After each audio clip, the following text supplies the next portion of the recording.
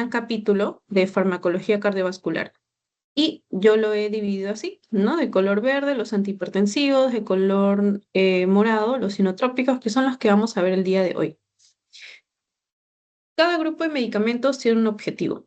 El objetivo de los antihipertensivos, ¿cuál será? Bajar la presión arterial. Ojo, en esta clase, en farmacología, no vamos a aprender si mi paciente tiene tantos años, si mi paciente tiene tal patología, qué medicamento le doy. No.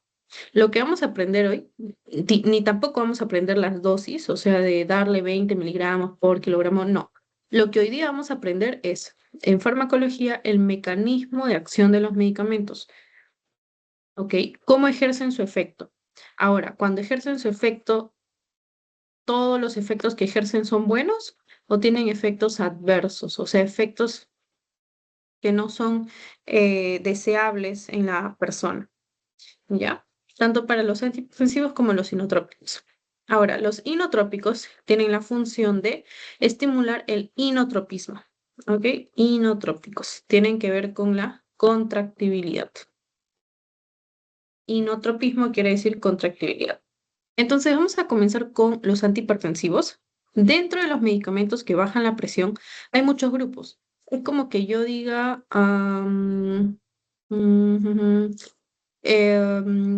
los partidos,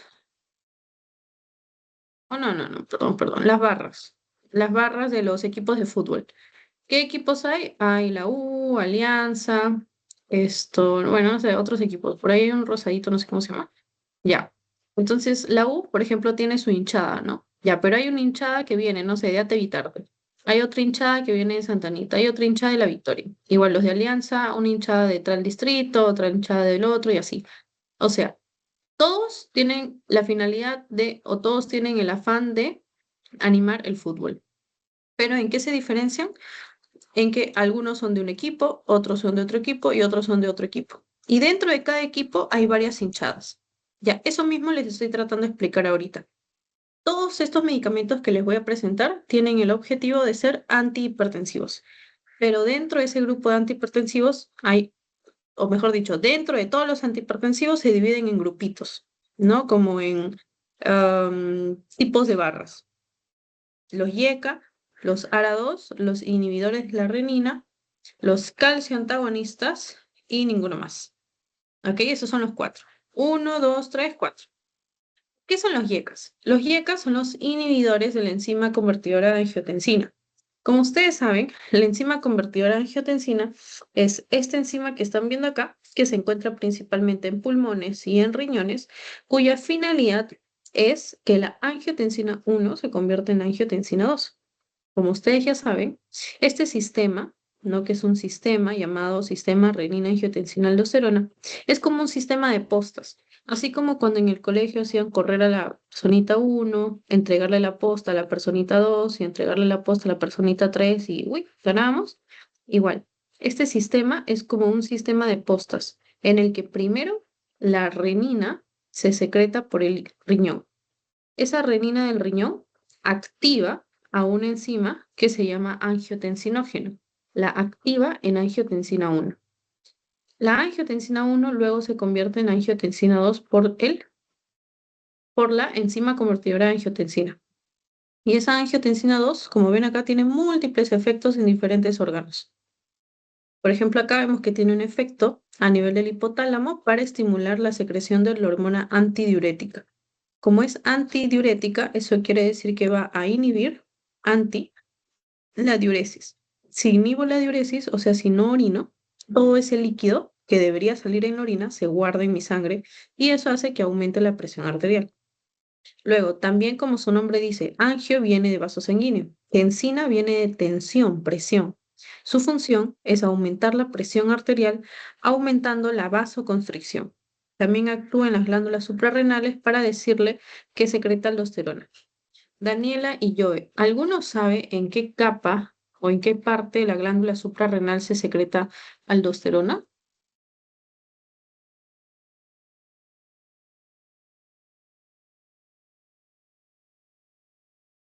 ¿Alguno sabe?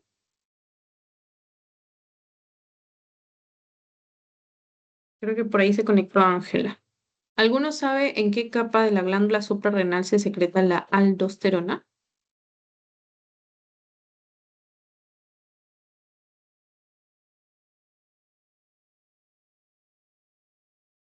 Les doy una pista. La corteza, perdón, de la glándula suprarrenal tiene capa glomerular, capa fascicular y capa reticular.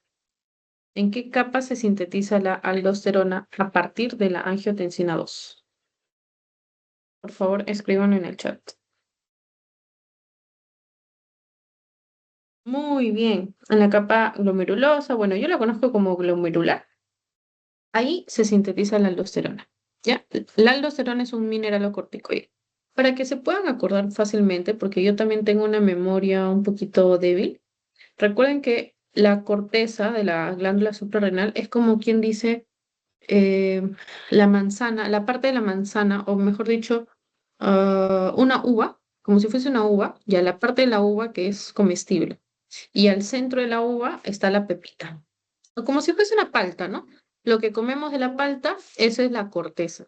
En cambio, la pepa de la palta, esa pepa grandota, ya eso es la médula. Entonces, la glándula suprarrenal tiene dos partes, como una palta, la corteza y la médula. La médula está al centro y la corteza está todo alrededor. La corteza se divide en tres capas, uno, dos, tres. La capa más externa se llama capa glomerular. Glomerular. Acuérdense de esa terminación, lar, que sintetiza los mineral, o sea, al revés, si termina en lar, sintetiza mineralocorticoides.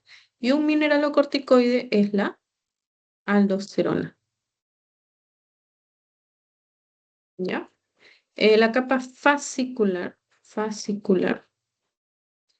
va a encargar de secretar los glucocorticoides, como son el cortisol. Y la capa reticular se va a encargar de secretar los andrógenos. ¿Ya? Esto, listo. Uy, no quiero borrar. Ya. Entonces, ahí vemos por el momento tres funciones de la angiotensina 2. Otras funciones es que la angiotensina 2 va a actuar directamente en el riñón para decirle que retenga agua, ¿no? Como están viendo acá. Acá. Uy, ya.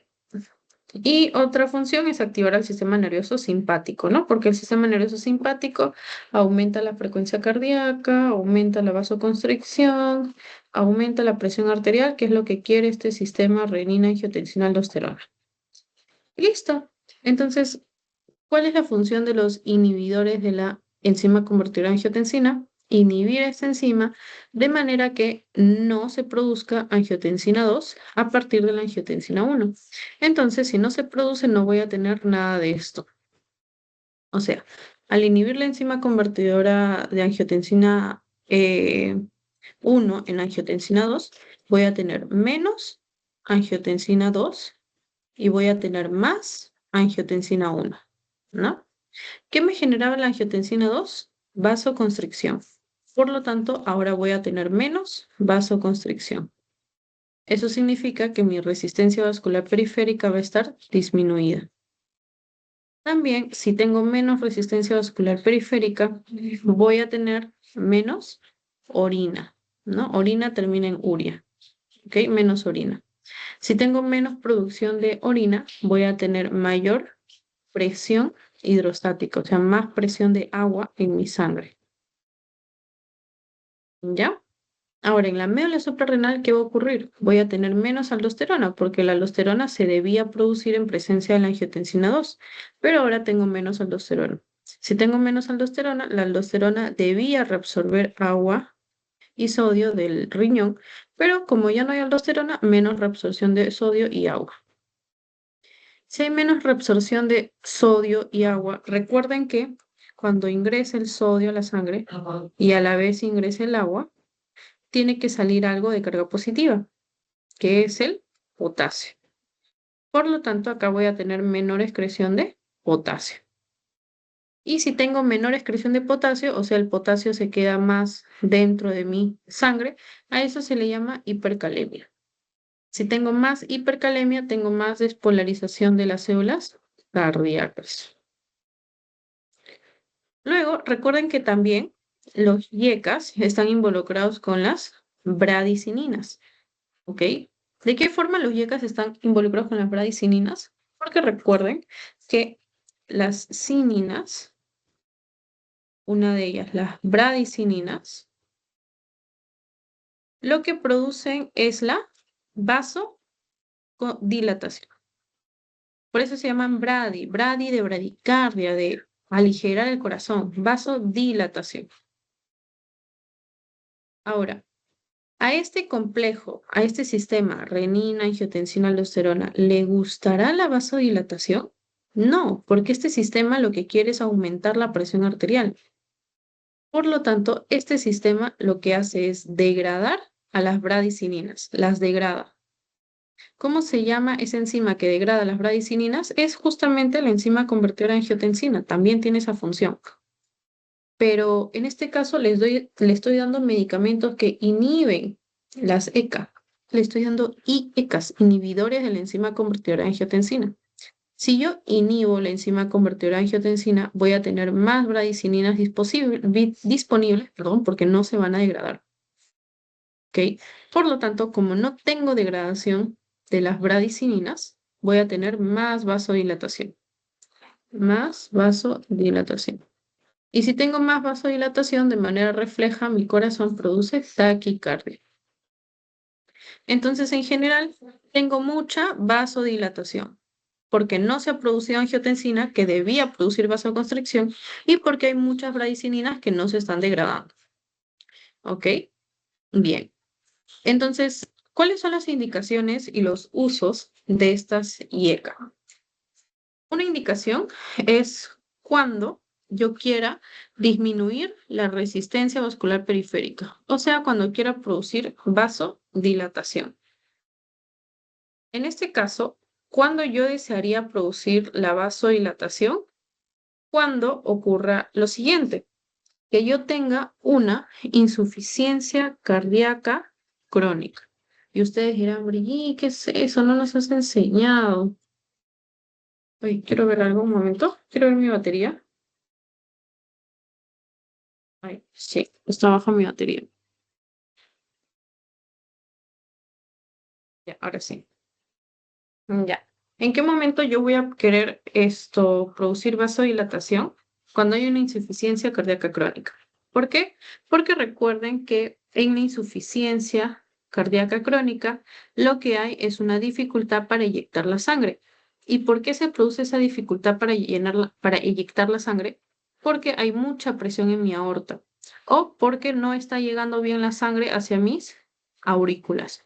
Por lo tanto, lo que hago es dilatar estos vasos sanguíneos para que pueda pasar más sangre, tanto para que se llene mi corazón como para que inyecte sangrecita de manera normal. Otra indicación es que, como hay vasodilatación, aumenta el flujo sanguíneo, ¿no? Como estamos viendo. Los vasitos más abiertos, más dilatados, van a permitir más pasaje de sangre. Por lo tanto, si hay más pasaje de sangre hacia los tejidos, órganos importantes como el riñón van a estar repletos de sangrecita, o sea, van a estar bien oxigenados, bien nutridos.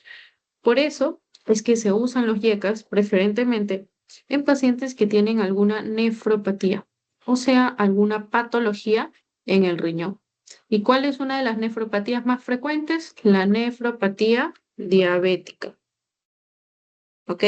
Por lo tanto, como hace llegar más sangrecita a mi riñón, ayuda o enlentece la progresión de una nefropatía diabética. Eso quiere decir que los YECAs son nefroprotectores, protegen a mi riñoncito. También quiere decir que son cardioprotectores, porque protegen a mi corazoncito, permiten que pase la sangre a través de él, permiten que llegue sangre, que salga sangre. ¿Ya?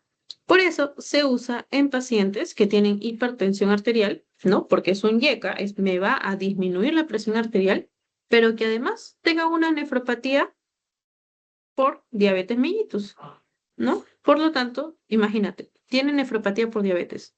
Y yo le digo, señor, pero justo usted es hipertenso y justo tengo un medicamento que además de aliviarle su presión, le va a hacer bien a su riñón. Entonces, ese medicamento le doy. ¿Y cuál es ese medicamento? Los IECAS. Eh, ya, esto que dice acá de paciente con microalbuminuria, pasa que, chicos, cuando un paciente tiene nefropatía diabética, lo primero que se ve en ese paciente es la microalbuminuria, o sea, la pérdida de albúminas o proteínas. La albúmina es una proteína a través de la orina.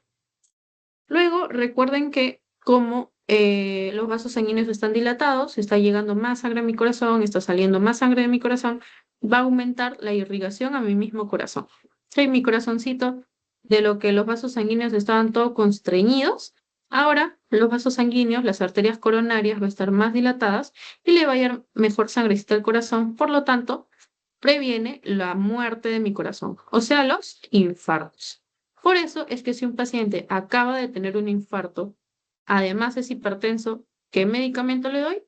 Le doy un YECA porque va a aliviar su presión, pero además lo puedo usar después de un infarto porque no me va a llevar a un infarto, al contrario, me va a llevar a tener más sangrecita en ese tejido. Luego, acerca de la regresión de la hipertrofia del ventrículo izquierdo, esto es ¿por qué? Porque la angiotensina 2 está altamente asociada con la hipertrofia del ventrículo izquierdo. ¿Ok? Recuerden que si yo tengo, acá, miren esta imagen de la derecha, si yo tengo una aorta bien constreñida, ¿no? Bien gruesita la pared, mi ventrículo no va a poder eyectar la sangre porque hay resistencia, ¿no? Esa pared está bien gruesa, entonces la sangrecita, ¿cómo va a pasar por ahí? Hay mucha resistencia vascular que se opone a la salida de sangre. Por lo tanto, mi corazoncito dice, esto no puede ser posible. Yo tengo que botar, eyectar sangrecita hacia la aorta. Entonces el corazoncito se hipertrofia, o sea, se hace más gruesito. Así como cuando vamos al gimnasio y nos ponemos super fit y nuestro músculo se agranda, igual. Este corazón va a agrandar su músculo para tener más fuerza para botar la sangre porque hay mucha resistencia que se opone a la eyección de sangre. Por ese motivo es que los IECAS lo que hacen es al vasodilatar la aorta, van a decirle al músculo, oye, músculo, tranqui, no tienes que hipertrofiarte, no tienes que hacerte más grueso. Ya la aorta está dilatada para que la sangrecita pase con normalidad.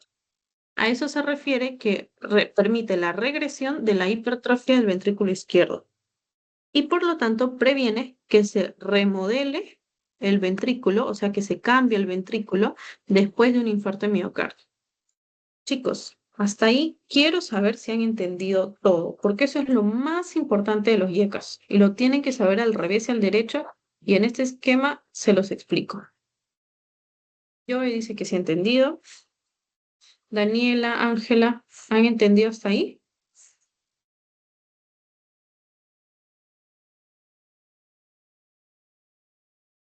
Daniela, Ángela, pueden escribir al chat o pueden, ya, Daniela dice corazoncito, sí entendí. Ángela,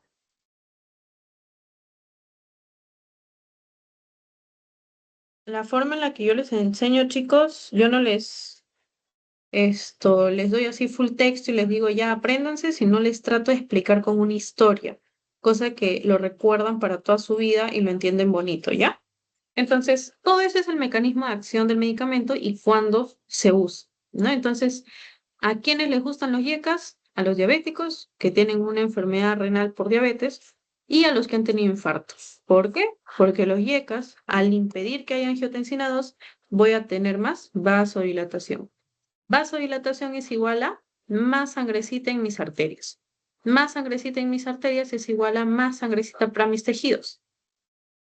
Pero como todo no es perfecto en la vida, este medicamento tiene también efectos adversos, o sea, efectos que no se desean que ocurra por no ser am, saludables, no ser contributorios a la salud de la persona.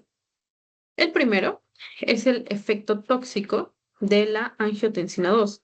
Y ustedes dirán, ¿cómo que efecto tóxico? ¿Por qué? Si hasta el momento habíamos visto que era perfecto. Este YECA tiene un efecto fetotóxico. O sea, a los fetitos, a las mujeres que están gestando, no se les puede dar un YECA. ¿Ya? Eso llévenlo para toda su vida.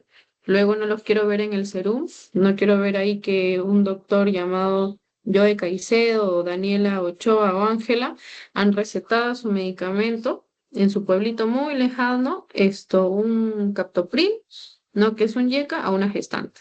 No lo hagan, es fetotóxico. O sea, el fetito, el bebito, puede nacer con alguna alteración congénita, ¿no? En las manitos, en el corazón, en algún órgano, ¿ya? Así que mucho cuidado con eso. Segundo, es que recuerden que la bradicinina se alteraba. A ver, ¿quién estaba atento? Si yo uso un inhibidor de la enzima convertidora de angiotensina, ¿la bradicinina aumenta o disminuye? Los agarré. No han estado Aumenta. atentos. Muy bien, Daniela, gracias. Ya no me voy a deprimir. Aumenta la bradicinina. Resulta que esa bradicinina, chicos, la verdad todavía no les podría explicar al 100% cómo lo genera, pero genera una tos. Me parece que la bradicinina, por alguna vía, ok, se acumula a nivel de las vías aéreas y genera pues el reflejo de la tos. Ustedes saben que la tos es un reflejo que se genera cuando algo que no es aire está en mis vías aéreas. Por ejemplo, cuando nos atoramos, estamos tomando un poquito de agüita, alguien nos hace reír y el agua pasa a las vías aéreas. ¿Qué hacemos automáticamente? Tosemos, tosemos, tosemos. La gente se asusta a nuestro alrededor, pero tosemos, ¿por qué? Porque hay agua en nuestras vías aéreas y eso lo tenemos que botar. Esa es la tos, ¿ok? Característicamente, esta tos es una tos seca, o sea, es una tos sin flema. Cuando la tos es con flema, el término adecuado, el término médico para decir flema es expectoración, que nunca se les olvide. Por lo tanto, produce este reflejo toxígeno. Además, te produce un edema. Y ustedes dirán, Brigitte, ¿por qué el edema? Porque recuerden que al dilatarse los vasitos sanguíneos se hace más susceptible a que salga agüita del plasma, líquido del plasma de los vasos sanguíneos. Ese líquido se acumula principalmente en la cara y esa dilatación de los vasitos sanguíneos que genera edema a nivel de la cara se llama angioedema, ¿no? Hinchazón de la cara, hinchazón de los labios. También puede haber por ahí una ligera fiebre. También puede generar hipotensión. ¿Por qué la hipotensión? Porque recuerden que al estar mis vasos sanguíneos bien dilatados, me baja la presión. Sí, Daniela, levantaste la mano. Sí, Brigitte, yo recuerdo porque, bueno, mi abuelita es hipertensa, entonces una vez escuché a un doctor y me acordé con lo que tú dijiste de una clase, de un efecto antabús, y algo similar pasa con eso de la tos, porque creo que también el medicamento actúa y justo afecta a esos receptores de la tos. Entonces es como que a la par también produce esa tos y no sé cuál de todos los receptores será, pero algo así escuché, entonces como me gustaría decirlo. Ya, si te gustaría investigar al respecto, te recomiendo buscar así full artículos. Primero búscalos en inglés, no busques en español así, ¿por qué se genera tos seca con yecas? No, no te va a salir, porque todo lo que está en español está súper desactualizado. Lo más actualizado está en inglés, no esos artículos de Europa, Estados Unidos. Entonces busca, ¿no? En internet, pones ahí un traductor y lo consultas. Pero sí, ante tu comentario, me gustaría recalcar que el efecto antabús es un tanto diferente. El efecto antabús solo se ve cuando hablamos de que una persona consume alcohol, además, al mismo tiempo consume un medicamento. ¿Por qué? Porque el efecto antabús, mejor borro todo esto ya, porque está bien feo. El efecto antabús quiere decir que el alcohol normalmente se metaboliza en el hígado a partir de una enzima que se llama aldehído deshidrogenasa. Entonces, el alcohol se metaboliza por esta enzima y ya se va a eliminar de nuestro cuerpo. Pero resulta que si yo además consumo un medicamento y justo ese medicamento también es metabolizado por esa enzima, pues no va a poder metabolizarse porque ya el alcohol está usando esa enzima, ¿ok? Entonces, como ese medicamento no se puede metabolizar, ¿qué pasa? Se acumula, no se metaboliza, no se puede eliminar, no se puede cambiar su forma. Entonces, no va a estar funcionando bien ese medicamento cuando uno está a la par consumiendo alcohol. Ese es el efecto antabús, es un tanto diferente. Ahora, si tú me dices que tu familiar consumió el captopril y además el alcohol y el doctor le mencionó que eso le generó la tos, bueno, puede ser por el metabolismo del captopril, Pero a lo que sí me interesaría leerlo, y si tienes la oportunidad de leerlo, Noemí, me alcanzas la información, es cómo exactamente es producida la tos por el captopril. Lo que yo recuerdo haber leído alguna vez en un libro era por este efecto irritante, ¿no? Justamente lo que tú comentas, en receptores de la vía aérea. O sea, tiene que ser ese mecanismo, porque la tos no es pues algo que se genere por magia. La tos se genera porque hay algo en mis vías aéreas que no es aire. Entonces, lo que yo tenía entendido era que el captopril actuaba como un irritante, hasta lo que leí. Pero bueno, hay mucho por investigar. Y siempre haciendo este ejercicio, ¿ya chicos? Si uno les dice, este medicamento produce tos, ustedes pregúntense, ya, pero ¿por qué? La tos es de las vías aéreas, el captopril me baja la presión, ¿qué tiene que ver? Y busquen esa información y lean y lean y lean. Por ejemplo, esto de tener efecto fetotóxico, ya, pero ¿qué alteraciones en el feto produce? ¿En todo el cuerpo? No creo. En el corazoncito, en los pulmones, específicamente el captopril, ¿de qué forma produce daño al feto? O sea, ingresa a través de la placenta y llega a qué órgano. Eso es lo que tienen que investigar. ¿Ok? Y en la actualidad no tienen que leer mil libros. En la actualidad buscan en internet y al toque les sale la info, busquen un video de YouTube. Ahora, ¿recordaban que producía em, la aldosterona? A ver, el que recuerda esto es un crack. La aldosterona del sistema renina-angiotensina-aldosterona genera hipocalemia o hipercalemia. ¿Quién me dice?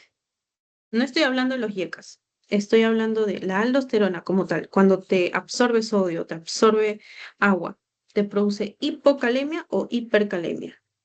Pueden responder por el chat o pueden prender su micro.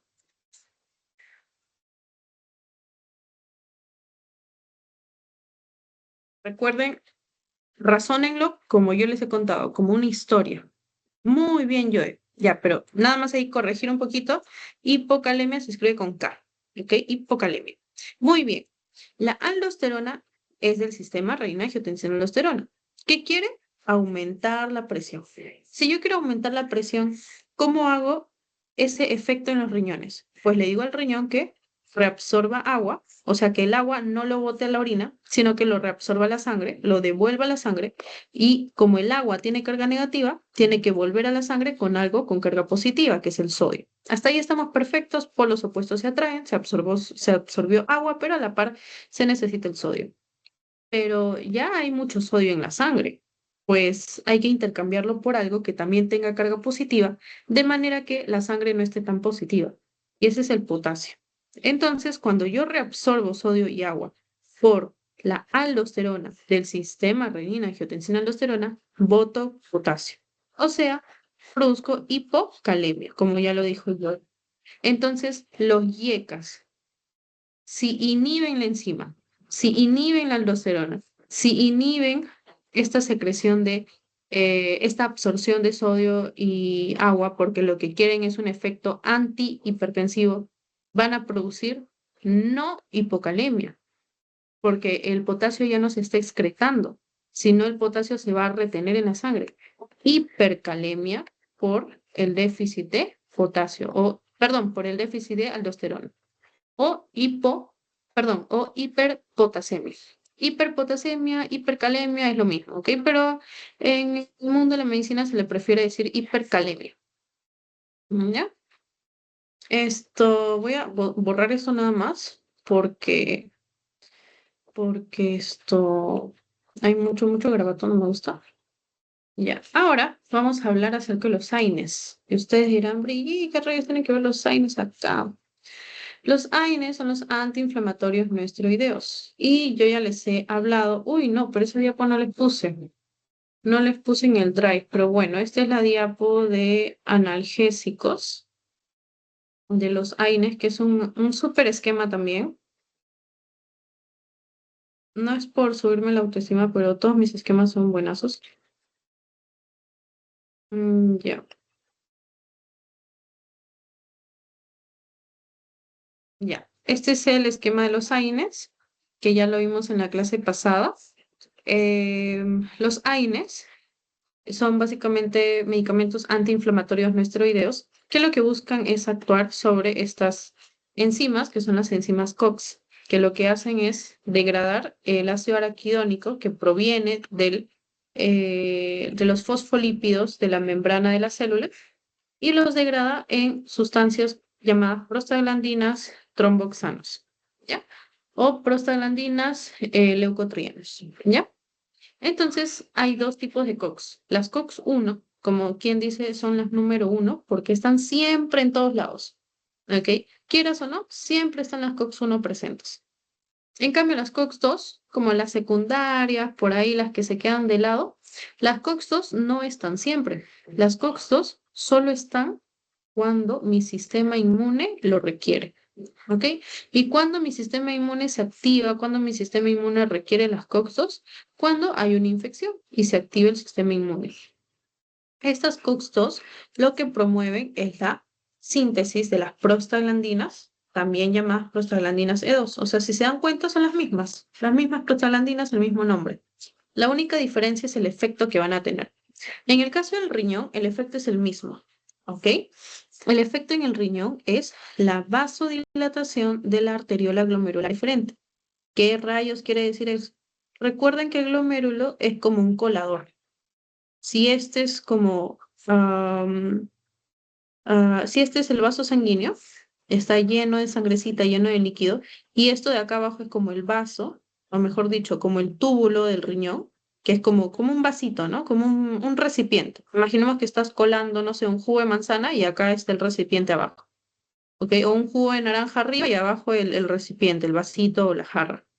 Ya, el colador es la sangre. Entonces se filtra agüita de la sangre, ¿no? Sodio, glucosa, agua, electrolitos. Y todo eso cae a las vías urinarias para luego expulsarse a través de la uretra, ¿no? La cuestión es, chicos, que este vasito sanguíneo, el vaso que entra a ese filtro se llama vaso glomerular aferente, porque va hacia allá. En cambio, el que sale, ¿ok? Salida en inglés es exit, ¿no? Con E. Ya, ese vaso se llama vaso glomerular eferente, de exit, de salida. Si yo vasodilato la arteriola glomerular eferente, miren qué pasa. Vasodilato. Por lo tanto, la sangre no va a estar mucho tiempo acá en el colador, sino que rapidísimo va a salir a través de la arteriola glomerular eferente porque está bien dilatada. Eso quiere decir que si la sangre sale rápido, voy a perder menos orina, ¿cierto? Y la sangre va a pasar más hacia los demás tejidos. ¿Qué es lo que quiero decir con eso? Lo que quiero decir con eso es que los medicamentos antiinflamatorios, o sea, los antisíntesis de prostaglandinas, menos síntesis de prostaglandinas. ¿Qué hacía la prostaglandina? Vasodilataba a la arteriola glomerular eferente. Entonces, si la vasodilataba y ahora los AINES me producen déficit de prostaglandinas, ahora voy a tener menos vasodilatación de la arteriola glomerular aferente. Si tengo menos vasodilatación de la eferente, ¿eso qué quiere decir? Que se va a constreñir, que voy a tener vasoconstricción de la eferente. Si tengo vasoconstricción de la arteriola glomerular, ¿qué es lo que se va a producir? Que tenga menos aldosterona. Y ustedes dirán, ¿por qué? Porque recuerden que la aldosterona busca aumentar la presión arterial. Que acá voy a tener menos presión, menos aldosterona, porque lo que quiero acá es bajar la presión arterial. Por lo tanto, voy a aumentar el potasio, porque ustedes ya saben que la aldosterona normalmente me producía hipocalemia. Si tengo menos aldosterona, más potasio, hipercalemia. Entonces, si a esto le agrego un YECA, o sea, le agrego una enzima que inhibe la síntesis de la angiotensina 2, o sea, que inhibe la aldosterona, también voy a tener hipercalemia. O sea, por ambas vías, tanto por los AINES como por los YECAs, voy a tener hipercalemia. O sea, me estoy yendo a un extremo de la hipercalemia. Y eso es malo para el riñón. ¿Qué es lo que quiero decir con esto? No combinen un AINE con un YECA, en resumen. Y si sus doctores les preguntan, doctores, porque ambos al final me van a llevar a la hipercalemia. Si les preguntan, ya, pero ¿cómo los AINES producen hipercalemia? Les responden esto. ¿Cómo los YECAs me producen hipercalemia? Les responden esto. ¿Ya? Bien, chicos, hasta ahí quiero sus reacciones, por favor. Todo súper, súper entendido. Joey dice que sí, Daniela ya, genial. Y Ángela, me parece que también. Entonces, Ángela, por favor, si estás ahí, danos señales. Puedes escribir al chat también. Entonces, ahora vamos a hablar acerca de los aras. A ver, un momento.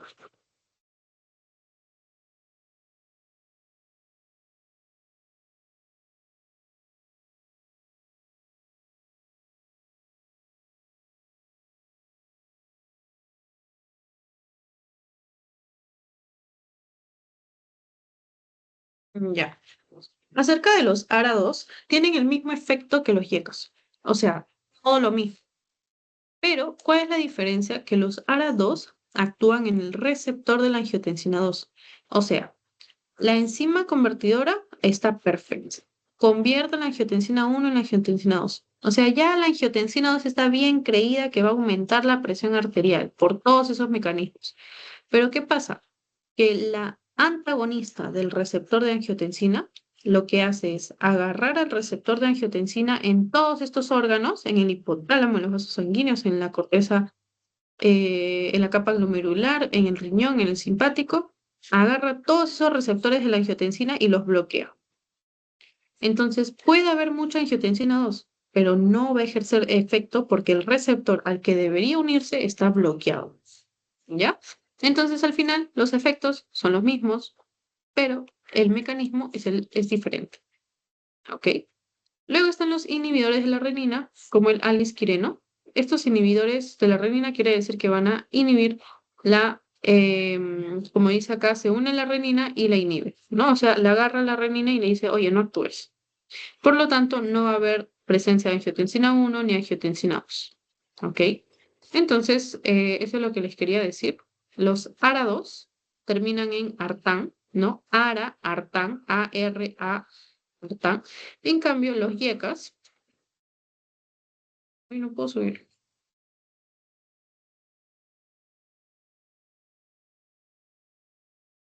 ya. En cambio, los YECAs terminan en captopril.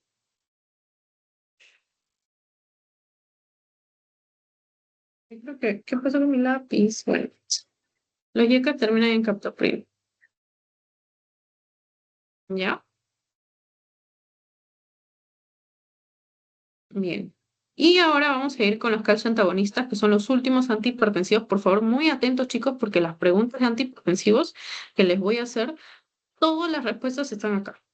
Todo. Solo espero que hayan prestado atención para que puedan resolver las preguntas, ¿ya? Y ahora acerca de los calcio antagonistas, vamos a hablar acerca de que estos calcio antagonistas actúan principalmente a nivel del músculo liso.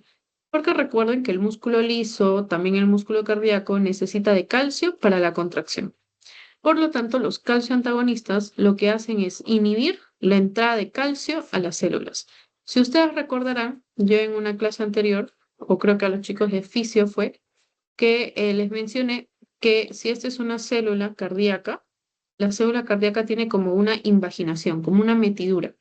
A ese tubo que se mete dentro de la célula se llama túbulo T, ¿no? T de transverso, túbulo transverso, porque atraviesa la célula. Ese túbulo T tiene un transportador, un canal. Ese canal se llama canal de calcio porque transporta calcio hacia adentro de la célula. No, ¿dónde estaba el calcio? Estaba acá, en el túbulo T, por ahí, flotando, esperando a que pueda ingresar. Canal de calcio se conoce también como canal de calcio dependiente de voltaje. ¿Por qué? Porque para que ese canal de calcio se abra, necesitamos acá que se genere un potencial de acción. Y ustedes, al menos con los que están en fisiopato, saben qué es un potencial de acción. Un potencial de acción es la secuencia de actividad eléctrica en todo mi célula, en toda mi membrana celular. Entonces, esa actividad eléctrica, cuando llega acá al canal de calcio, lo va a abrir. Es como cuando uno enchufa su celular y carga. ¿no? Esa electricidad genera un efecto. Por eso se llama canal de calcio dependiente de voltaje. También se le llama canal de calcio tipo L. Pero los calcio antagonistas lo que hacen es agarrar ese canal de calcio y decirles, oye, ¿sabes qué? Ya no trabajes ya. Entonces, como ya no trabaja el canal de calcio tipo L, tanto en el músculo cardíaco como en los vasos sanguíneos, no en el músculo liso, en los vasos sanguíneos, ¿va a ingresar calcio? No ingresa calcio. Si no ingresa calcio, ¿va a haber vasoconstricción? No va a haber vasoconstricción, va a haber vasodilatación. ¿Ok? Entonces, existen dos grupos de calcio antagonistas. Y ustedes dirán, Brigitte, ahora otra vez dos grupos. Sí, es como quien dice que existen dos barras de calcio antagonistas, ¿ya? Cada una de su distrito. Los calcio antagonistas dihidropiridínicos, dihidropiridínicos y los no dihidropiridínicos. Y ustedes dirán, Brigitte, ¿qué es ese nombre tan raro de dihidropiridínicos? Los dihidropiridínicos son los que actúan en el músculo liso. En cambio, los no dihidropiridínicos son los rebeldes, los que no les gusta solo el músculo liso, sino que los que actúan en el corazón y también en el músculo liso. ¿Ya? Pero predominantemente en el corazón. Efecto predominante cardíaco. Los dihidropiridínicos terminan en dipino, por eso su nombre es dihidropiridínicos. En cambio, los no dihidropiridínicos no terminan en dipino, terminan en amilo. Entonces, ¿cuáles son los dihidropiridínicos? Los nifedipinos, el amlodipino y nada más. En cambio, un no dihidropiridínico es el verapamilo. ¿Qué producen en el músculo liso? Vasodilatación. Si hay vasodilatación, hay disminución de la precarga y también disminución de la poscarga, por supuesto, ¿no? Porque recuerden que la precarga es que se vasodilata la vena cava superior e inferior, en cambio la poscarga es que se vasodilata la aorta. En el corazón, los no dihidropiridínicos lo que producen es que el corazón vaya más lento. Por lo tanto, disminuye la contractibilidad cardíaca. ¿Y cómo se llama la propiedad del corazón de contraerse? Inotropismo. Entonces, el inotropismo disminuido es inotropismo negativo. Si yo tengo inotropismo negativo, o sea, si mi corazón se está contrayendo despacito, ¿cómo va a estar el volumen de sangre que eyecta? Si el corazón se contrae despacito, eyecta poquita sangre, menor volumen sistólico. También estos no dihidropiridínicos actúan en el nodo sinusal, también llamado nodo sinoatrial, para decirle que le baje a las revoluciones. O sea, que no se contraiga el corazón de 60 a 100, sino que se contraiga menos, ¿no? De 60 a 70, de 50 a 60. O sea, le dice que disminuya el cronotropismo, o sea, la velocidad. Cronotropismo negativo. Por lo tanto, si yo disminuyo el cronotropismo, voy a tener bradicardia. También disminuye la conducción del ave, o sea, dromotropismo negativo, ¿no? Menor conductibilidad. Entonces, todos los calcio antagonistas, ¿para qué me sirven? Para la hipertensión arterial. También para qué usan mucho los doctores los calcio antagonistas para la angina estable. Ustedes dirán, Brigitte, ¿qué es eso? Ya me mareé. La angina estable es un dolor del corazón, porque los vasitos sanguíneos están taponados de grasa. Como están taponados de grasa, menos sangrecita llega al corazoncito. Lo que hacen estos calcio antagonistas es dilatar este vaso para que más sangrecita llegue al corazón. Entonces, esa es la angina, ¿ok? Es el dolor de pecho debido a al déficit de perfusión sanguínea cardíaca. Entonces, vamos a comenzar con los dihidropiridínicos, el nifedipino, amlodipino. Lo que producen es el fenómeno, perdón, en lo que van a estar indicados es la hipertensión arterial gestacional. Y ustedes dirán, ¿por qué? Esta hipertensión arterial gestacional es la hipertensión que se detecta en el embarazo únicamente como un episodio hipertensivo durante el embarazo. O sea, si una mujer es hipertensa desde antes de estar gestando, eso no es hipertensión gestacional. Hipertensión gestacional es que la persona recién ha presentado hipertensión durante el embarazo. ¿Ya? Hay algo que producen estos calcioantagonistas que es el fenómeno de Raynaud. El fenómeno de Raynaud es básicamente una vasodilatación exagerada a nivel de las manitos, ¿ok? Acerca de los no dihidropirínicos, ¿cuándo se usan? Bueno, como actúan predominantemente en el corazón, se van a usar si el corazón está latiendo muy rápido, en arritmias, ¿no? Cuando el corazón está taquicárdico. ¿Cuáles son los efectos adversos de los dihidropirínicos? O sea, los que generan mucha vasodilatación. Obviamente van a generar una hipotensión. ¿Cómo dice acá? Hipotensión. También recuerden que cuando hay mucha vasodilatación se producen edemas. Estos edemas, particularmente edema a nivel cerebral, produce dolor de cabeza, también llamado cefalea. Y recuerden que si hay mucha vasodilatación, mi corazón responde con taquicardia. Y al revés, si hay mucha vasoconstricción, mi corazón responde con bradicardia. Entonces acá hay una taquicardia, refleja la vasodilatación. Lo que ya les mencioné acá acerca del dolor por el edema facial y también un efecto bastante curioso de los dihidropirínicos es la hiperplasia gingival, no es la hiperplasia de las encías. Entonces, los no dihidropirínicos tienen como efectos adversos que el no aurículo ventricular se puede bloquear. Y ustedes quieren decir, y ustedes me dirán, Brigitte, ¿pero qué significa eso? Un bloqueo es cuando tan apagado está un nódulo o un nodo de mi corazón que se bloquea, o sea que ya deja de conducir actividad eléctrica. Como acá estos no dihidropirínicos le están diciendo al corazón que le baje a las revoluciones, que produzca taquicardia, el corazón puede responder exageradamente bloqueándose. ¿Ok? Un efecto adverso, obviamente, la bradicardia. El estreñimiento también es un efecto adverso. Por lo tanto, está contraindicado si una persona ya tiene una insuficiencia cardíaca en el que su corazón lata despacio. Si tú tienes a una persona que tiene una frecuencia cardíaca de 50, le vas a dar un no dihidropirínico, lo vas a tumbar, vas a bajar su frecuencia hasta 20, hasta 10. No puedes hacer eso, ¿ok? Entonces, no dar un no dihidropirínico si la persona ya tiene una frecuencia cardíaca muy baja. Luego, respecto a otro efecto adverso de los dihidropirínicos, es que no se debe usar con beta bloqueantes, ¿ok? Y ustedes dirán, ¿por qué?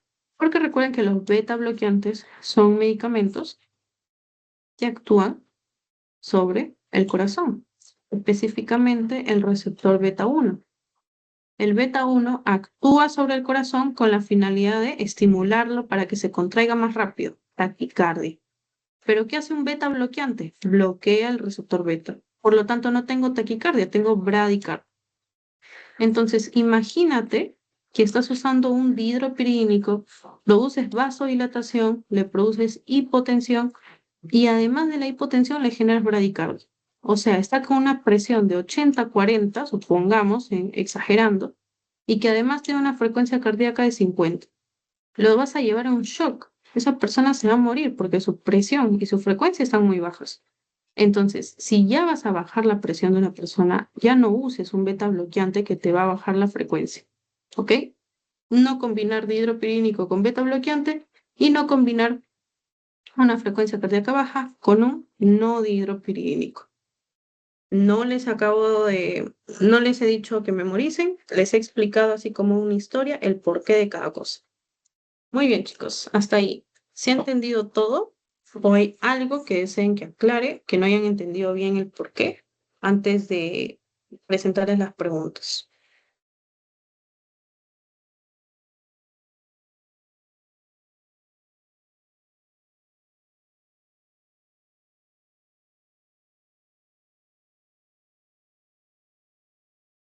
¿Podemos continuar con las preguntas, chicos?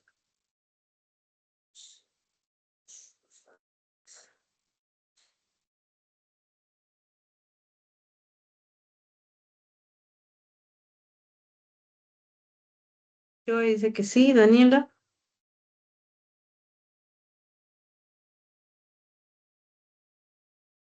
Ya, Daniela dice que sí. Entonces, a ver, espero que esto me hayan prestado atención para que lo puedan resolver así súper rápido.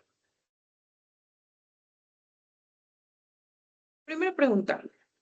¿Cómo trataría a un paciente hipertenso con una buena respuesta a los inhibidores de la enzima convertidora de angiotensina, pero tiene un efecto adverso de la IECA, que tiene tos?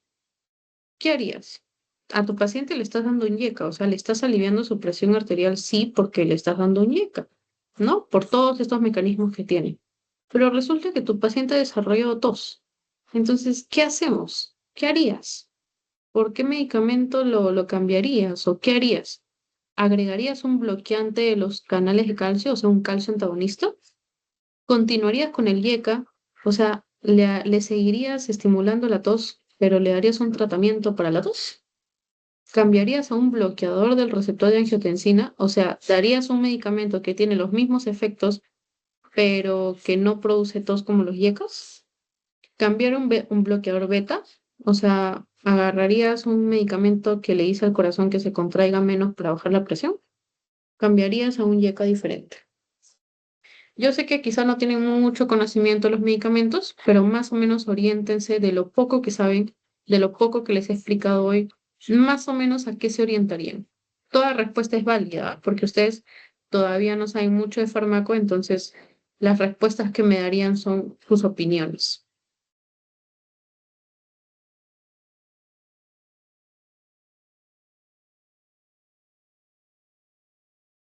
Les voy a repetir un poquito el mecanismo para que más o menos entiendan por dónde está la respuesta. No les voy a dar la respuesta.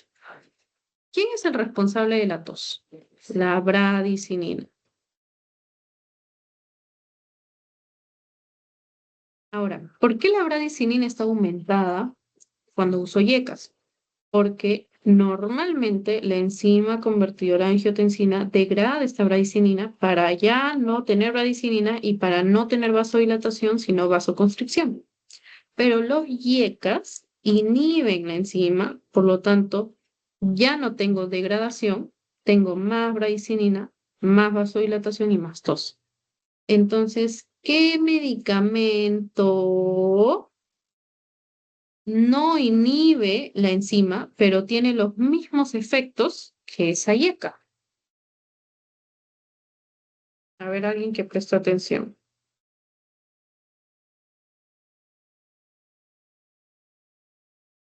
La respuesta está enfocada a eso, a un medicamento que te produzca, que te baje la presión arterial como lo hace un yeca, pero que no tenga ese efecto adverso de la tos, porque se inhibe. Muy bien, Joe, excelente. Cambiar a un bloqueador del receptor de angiotensina, o sea, a un ARA2, ¿no? Un antagonista del receptor de angiotensina. ¿Cuál es la angiotensina responsable de toda la vasoconstricción, de la retención de orina, de la hormona antidiurética? La angiotensina 2. ¿Ok? Entonces, por eso es que en este caso se cambia a un ARA2. Si tienes tos, lo puedes cambiar a un ARA2. Todo depende del médico tratante y del conocimiento que tenga el médico tratante. Si no sabe eso, obviamente le va a decir, ya señora, viva con su tos, siga tomando el captopril, y al médico tratante puede que no le importe mucho el efecto de la tos, pero si ustedes tienen el conocimiento de que al usar un ARA2 va a tener el mismo efecto, o sea, esto misma baja la presión arterial, pero la única diferencia es que ya no va a tener esa tos molesta, esa tos seca, entonces se puede cambiar esto con todo el conocimiento que tú tengas, ¿no? ¿Qué dos fármacos son bloqueadores de canales de calcio de dihidropirina? Acá los agarré. Les di por ahí una pequeña memotecnia para recordar en qué terminaban los dihidro y los no dihidro. Por ahí rimaba el dihidro, no dihidro. ¿Qué combinación es dihidro y qué combinación, oh, perdón, qué combinación es dihidro? Porque te preguntan acá por los dihidros.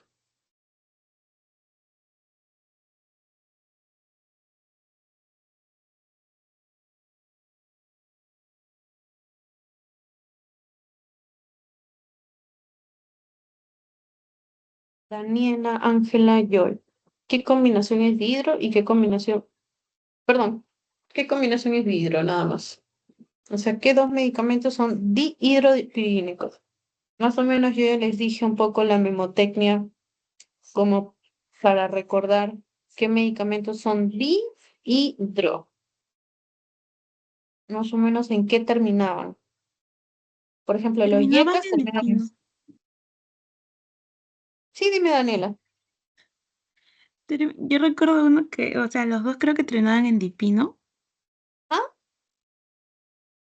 exactamente, esa es la respuesta. Discúlpame por interrumpirme, por interrumpirte, perdón, Dani, pero esa es la respuesta. Dihidro terminan en dipino. En cambio, los no dihidro no terminan en dipino, terminan en famil, ¿ok? O la hemi. Por ejemplo, nifedipino es un dihidropirínico.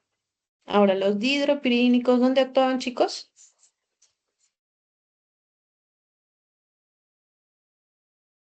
En el músculo liso.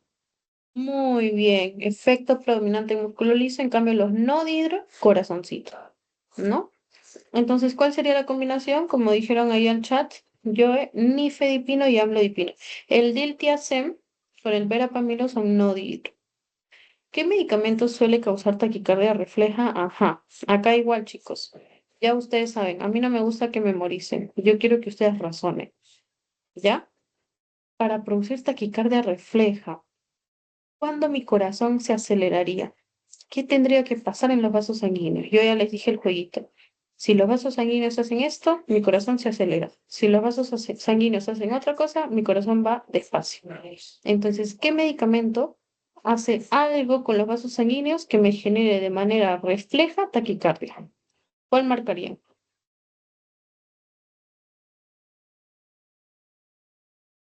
Excelentísimo, Joe. Excelentísimo. Nifedipino tiene efecto dihidropirínico, termina en dipino. ¿Cuál es su efecto? Calcio antagonista. Vasodilatación. La vasodilatación genera que mi corazoncito vaya rápido. En cambio, la vasoconstricción genera que mi corazoncito vaya lento. Y ustedes dirán, ah, Brigitte, es un trucazo, así que tengo que memorizar. No, eso también tiene su explicación fisiopatológica. ¿Cuál es la explicación? Que recuerden que mi corazón siempre va a querer mantener un gasto cardíaco de 5 litros por minuto.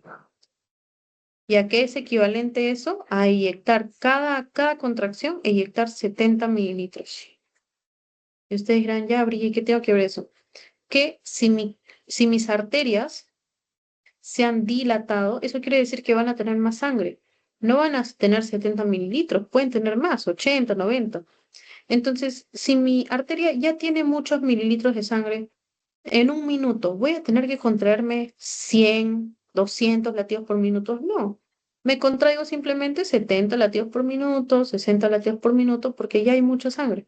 Entonces, si está inyectando 90 mililitros mi corazón y me estoy contrayendo 70 veces por minuto, se mantiene los 5 litros por minuto que estoy bombeando. En cambio, si mi corazón tiene las arterias constreñidas, contraídas, ¿qué pasa con el flujo sanguíneo? Va a ser menos. O sea, no voy a estar inyectando 70 mililitros, voy a inyectar probablemente 50 mililitros, porque hay mucha resistencia, porque ese vaso está contraído.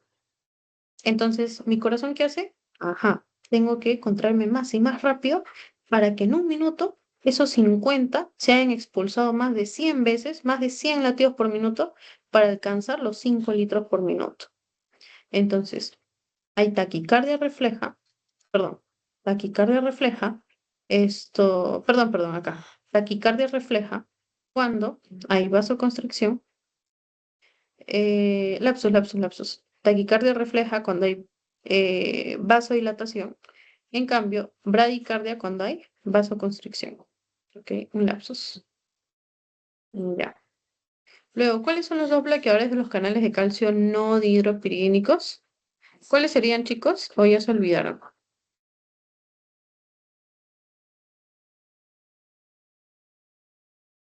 Los no dihidropirínicos, ¿cuáles serían?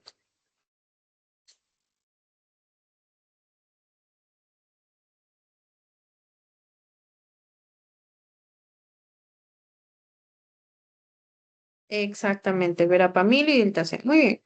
¿Cuál es un efecto secundario común de todos los bloqueadores de canales de calcio? Si tuvieran que elegir un, uno de los efectos, ¿cuál marcarían?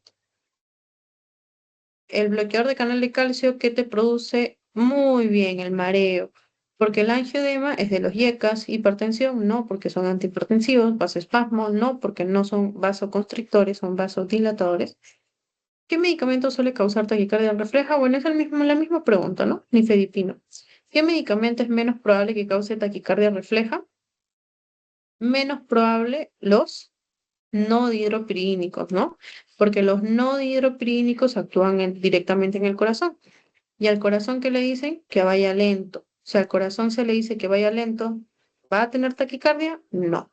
Va a tener bradicardia. Muy bien, chicos. Quisiera saber si hasta ahí me han entendido. ¿Está todo claro? Pueden reaccionar en el chat o pueden poner un emoticón. Ya, Daniela, gracias por los aplausos. Joe, Ángela. Ya, Joe creo que también está de acuerdo. Ángela también me parece que está por ahí.